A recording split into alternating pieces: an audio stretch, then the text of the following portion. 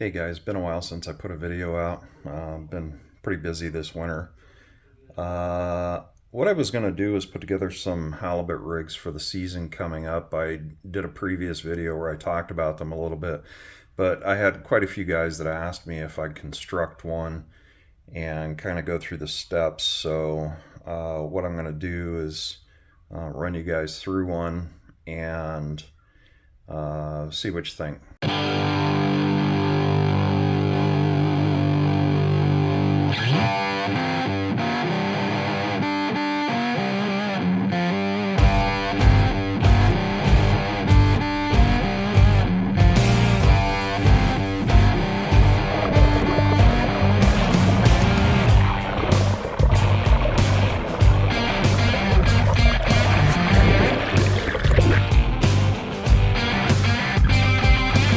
Triple on.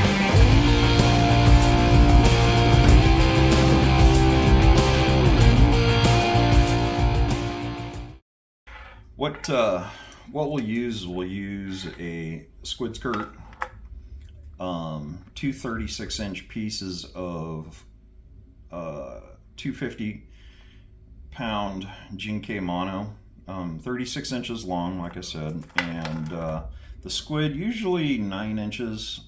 I use a variety of different squid, whatever I can find on sale.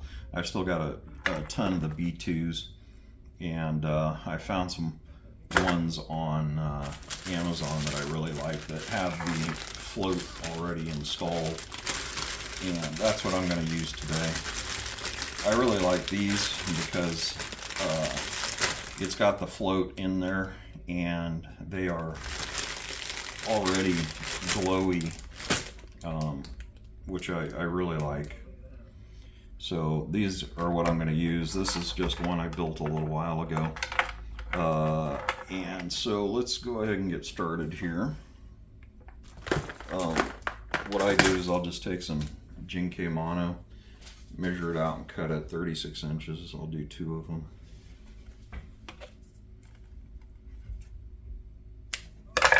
And I like the Jinke. It's just never failed me. I use it for everything. I just threw a piece of tape on the counter here, pre-measured. Makes it easy. Okay.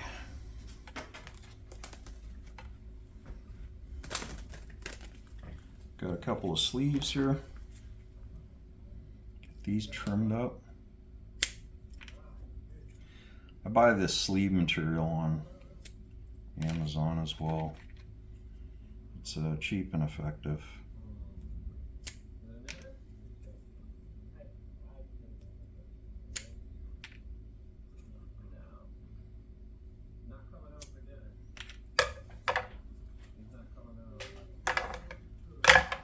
Couple of 10-0 Big River hooks. Love these hooks. They are sharp. Some guys are circle hook guys, some are J hook guys. I'm a J hook guy. So, what we're going to do is we're going to set it up so that one length of the leader is going to be the tippet and the other is going to be the main line. You want one a little bit shorter than the other so it doesn't get into the hook. The hook doesn't get into the barrel swivel, which I'll show you here in a minute. So it's going to look something similar to that. Okay. Once you got that set, you could run a sleeve on there and a leader. And then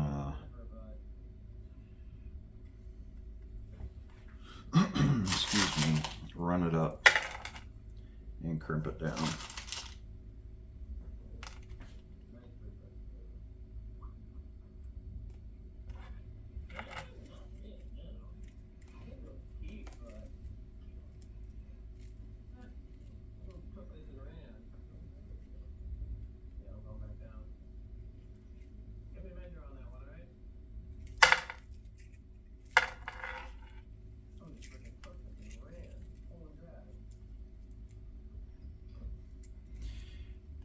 And then before you crimp it, just double check so that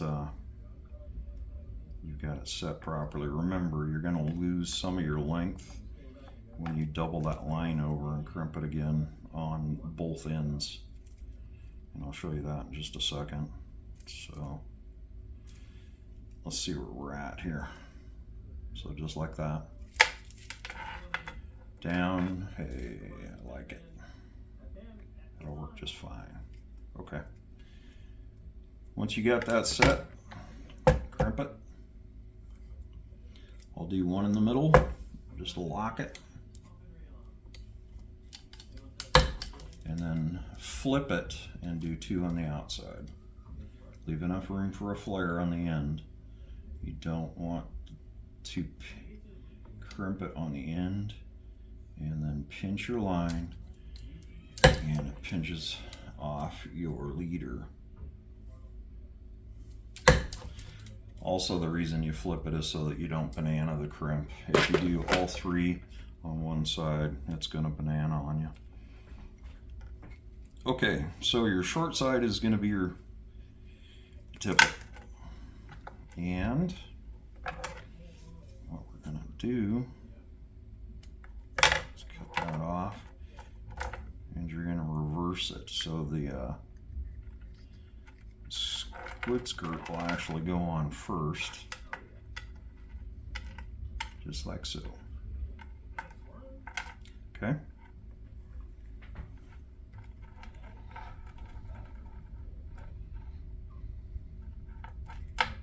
And then you could do different stuff. So as an example, you could throw, you know, 3 or 4 beads down in there, because you got some room here between where the float is and where your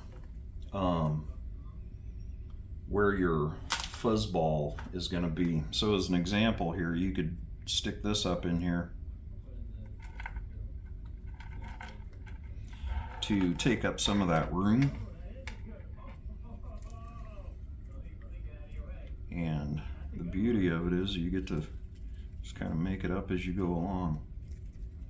Oh, that looks sexy. Look at that.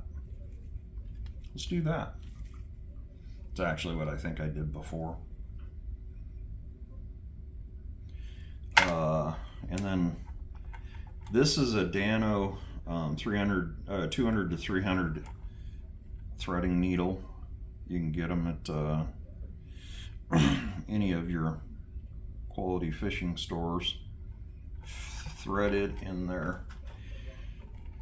These are Amazon special puff balls, and what I do is they just they've got flash to them, and they retain some of the bait scent. I like the Procure butt juice. It's always worked real well, so I'll throw that on there.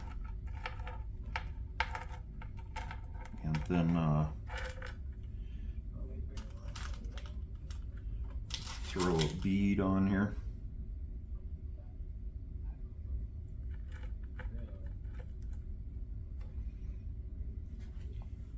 The crimp. You don't have to do it this way. I mean, there's different ways you could do it. Like I said, you could use 4 beads up in here. You don't have to use the pup balls if you don't want to. Some people squirt the butt juice right into the squid. I find that it lasts better when you put it on a cloth ball like that. So, you know, all kinds of different ways that you can do it. So crimp, sleeve, and then the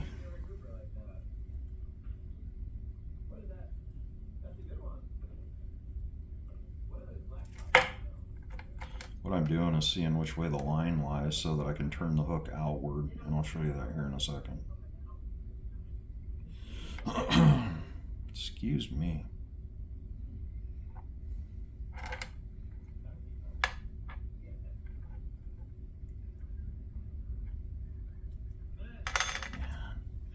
That one's a little too small. I want a little bit bigger loop to it, so it allows the hook to have free play.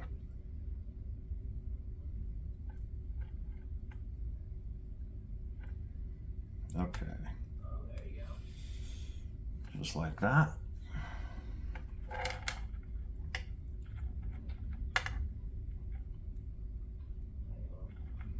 Get that up in there.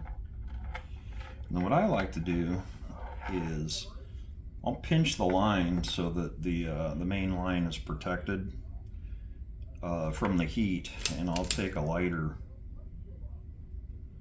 and I'll get a ball going. And what this will do is it will help lock the line down when it pulls up tight with the crimp, so that if you get a bad crimp for some reason, that ball will actually stop it from pulling all the way through. I've had it happen, and you know, shit happens, and so doing it that way actually saved my rig from getting lost completely. Okay, pull it all tight. Yeah, it's a little better. Want a little free play of that hook.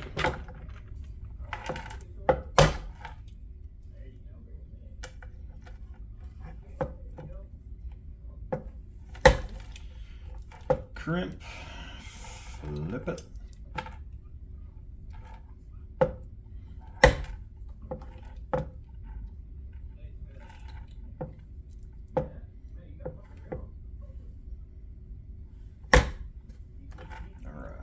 Business. So there you go.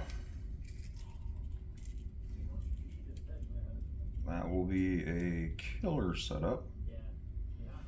Get my tentacles pulled through. Get everything set nice and neat. Oh, that's sexy. Okay, and then what we're going to do is we're going to put another swivel on the bottom of this. So this is the top of the two hook setup. So this is going to be your top tippet right there.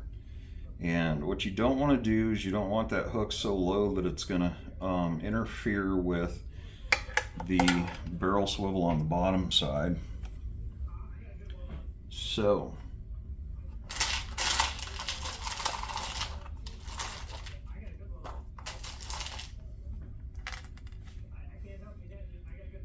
got a crimp, sleeve, barrel swivel. These are Dr. hooks. I've actually found that these hold up really well. They don't, they last a long time. They don't rust easily. Unfortunately, I got 507 pounders, which is a little bit overkill for this. Which is, you know, that's fine. It'll work just fine. So, what we'll do is get this set up. Put a swivel between them. And the reason being is because these things tend to helicopter when they're coming up, especially if you got fish on. There's been several times where we've caught 2 halibut a couple of years ago. Buddy caught a 35 and a 40, and holy crap, you should see that thing helicoptering up. By doing this, having a barrel swivel on here, it will help with that. So on the top, what you can do is you can tie directly to the main line, which I do, or you can use a snap swivel on your main line and then just do a loop at the top. Just depends, that's your style, but I would suggest running a swivel on the top and a swivel on the center. And of course, I just use a good old-fashioned double uni.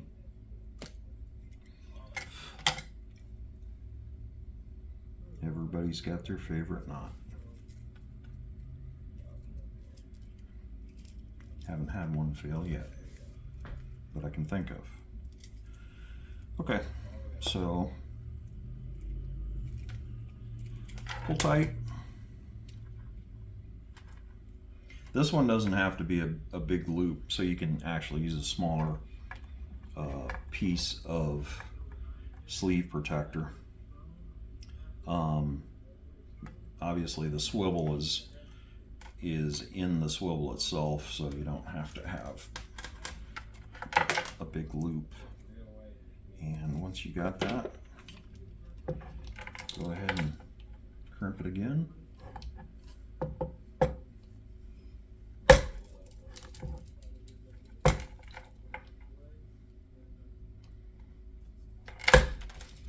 Leave yourself a little bit of a flare on the end. There you go. Okay. So this is the way it's looking right now. Okay. This is the top, so here's the bottom. You're going to go through the same process. We want to get our crimp and our sleeve on there. And then we are going to find where we want to set it.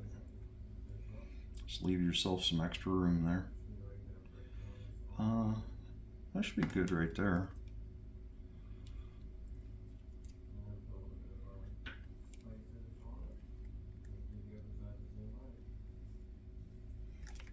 Run it through. I've got it pinched up here so that it didn't move. Get yourself a nice tight connection there. And crimp again.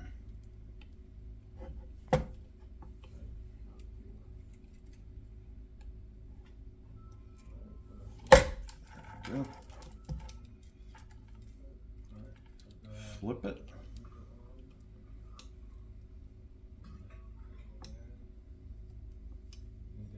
Leave a flare.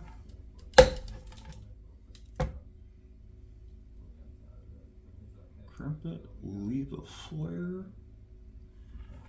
And final crimp there. Okay. Now you got your tip it again. So on this particular one,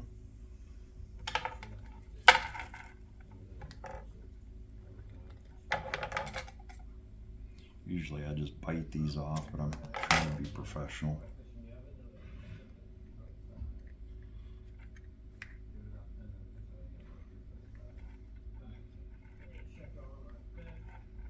Thread that down in there.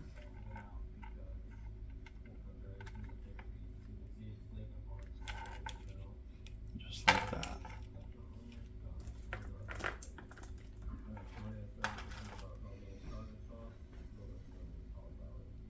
Just happen to have one with the wings clipped off already.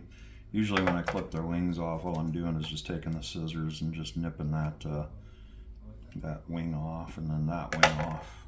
That's it. Doesn't need to be pretty. Run that down there.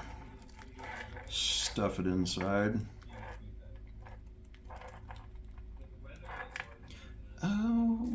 Oh yes. Daddy likey. Just like that. I'm really anal. If I'm gonna do this, I do the same squid skirts, the same colored propeller floats, the same beads, and the same puff balls. I just, funny about that. In nature, you don't see a lot of different species just kind of hanging out together. If you're schooling, you're going to see one of the same species all together. And so squid are very aggressive, very territorial, so you're not often going to see them different species hanging out together. That's my theory anyway. Okay, so the puff ball's on, and we're going to do a bead I did a white one, so here's another white one. These are glow beads, by the way. Get that on there. It's good. Where'd my crimp go? All right, crimp, sleeve, hook. Now that I've been talking, I forgot which way this was going to lay. Okay, so hook's going to go that way.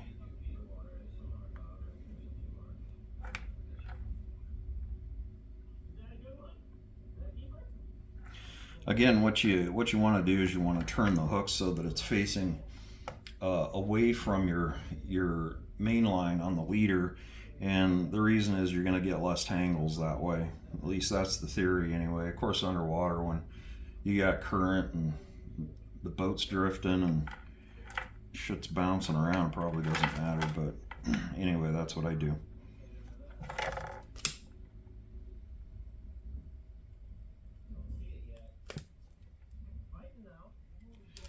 So get yourself a nice ball there.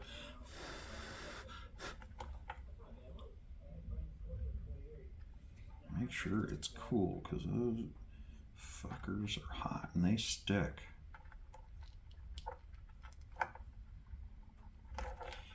Use a bigger sleeve so that it gives you a loop and you've got some mobility with the hook. Like I said, it's not as critical up here because you got the swivel that allows it to move, but for the hook, you want it to have that mobility. So once you got that set, same as you've been doing,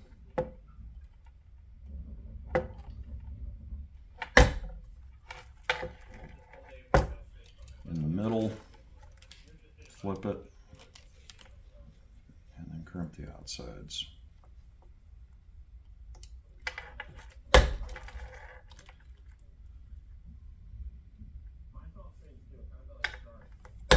There you go.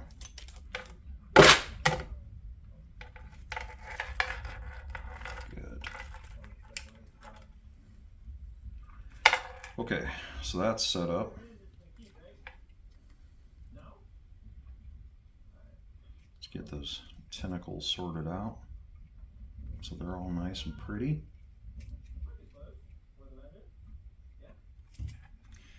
And you can use whatever freaking colors you want. Honestly, I don't know that it matters. I do really well with these white squid. They're just ubiquitous. They're in all the oceans. Everything eats white squid.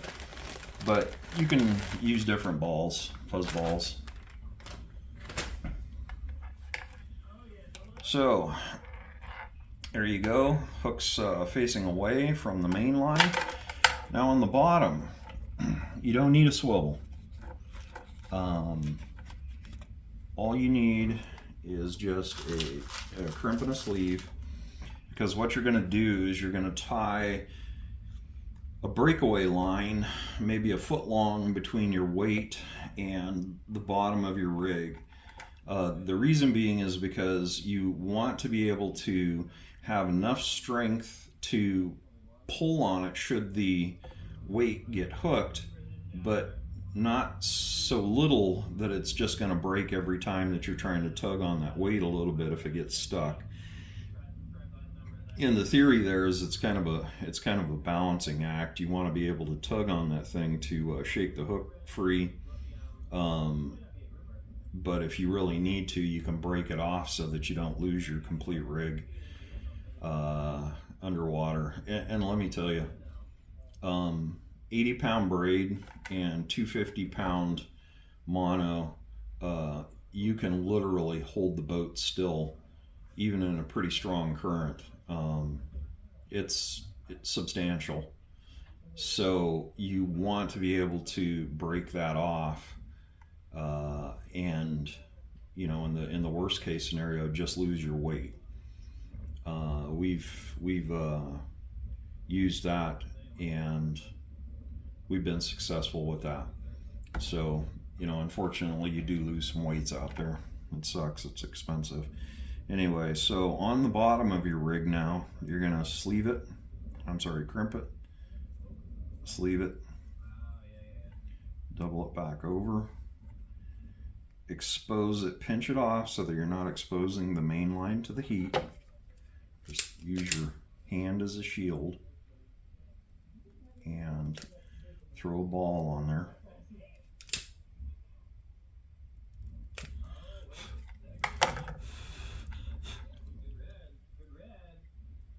Ooh. Okay. Pull that all together and tight, just like that, and crimp it.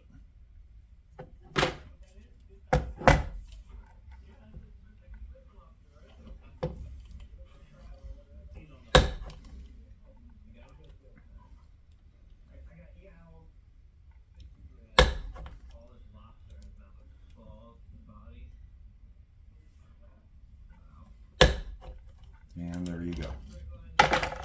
That's it, gentlemen. So there's the top of your leader. There's your first rig.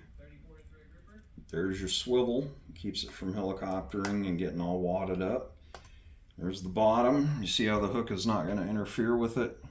And then there's your loop for the breakaway. So this is a badass setup that's super easy, super cheap to do, comparatively to some of the ones I've seen. And this will do you just fine right there. So these, like I said, I get these on Amazon. I use Dr. Fish. They've done me very well. They don't corrode easy, especially if you rinse things off when you're done fishing for the day. B2 squid are very good as well. I will take these because they don't have a float in them, and like I said, I'll nip off a couple of these propeller floats, stuff them up in there, and it works really well. There's all kinds of different things you can do. You can use the Danielsons. These I'll cut down just a little bit, so they're not quite as long, and stuff will float up in the head. So I grab stuff when it's on sale. But like I said, I will grab 2 of any particular color because it drives me nuts if they don't match. And that's it, really. So the key thing there is just to make sure that you space it out so the hook is laying where you like it. And for me, if the skirts come down to right about where the tip of the hook is, then I'm good with that. That way I know that it's not the skirts aren't interfering with the hook, and it's not going to interfere with your hook set. So that is it, guys. If you have any questions, just post a comment and I'll help you out. And good luck fishing. Oh, one thing I wanted to cover with you. So what I will do is, these are the little water activated glowy lights, and what I'll do is I'll tie one right up on the top here. If you're using a snap swivel, just snap it in there. There's multiple different ways that you can hook it on here. I'll tie it onto the line. I'll put it into another, I forget what they are. My brain's not working. Anyway, so what I'll do is I'll hook it right up to the top here, and it's a flashy light that's water activated. What that does is it gives the fish something visual to see, because I guess at 300 feet and deeper, the fish can't see anymore anyway. There's no light, and so you want to have some sort of an attractant. These are glowy. This flashes. I don't think color matters, honestly. And then we will put either squid or herring, shad. Shad's awesome. It gives off a lot of oil on the hook as a scent attractant. We'll put some butt juice on this. The butt juice tends to last a lot longer than the scent from the bait that you're using. And then you've got the pounding of the lead weight as you're fishing. You want to make sure that you're bouncing that lead weight off the bottom. And so you've got the three senses covered right there. You've got sight, smell, and hearing to attract the fish into you. So for me, the little flashy lights are really key. When you buy them, throw them in a tub of water, or I throw them in the sink here, and then put some water over the top of them so that they're immersed. And you'll find that some of them aren't working. It's unfortunate. I just put 10 of them in the sink and only 5 of them were working. So I'm going to have a conversation with my supplier. That's not acceptable. Anyway, so there you go, guys. Any questions? Just give me a shout. All right, guys, that's the chicken rigs or double hook setup, bottom rig, whatever you want to call it. It's one of the best, if not the best, I've found. I just don't care for the spreader bars myself. You've only got one hook in the water and they're a pain in the butt to deal with. My experience, they don't catch quite as many fish as the double hook setup. And like I said, we've several times caught 2 halibut at once, and innumerable times we've caught 1 halibut and a nice rockfish or a ling on that second hook. So they flat work. Super simple, cheap to make, and it doesn't get any better than that. So appreciate you guys watching.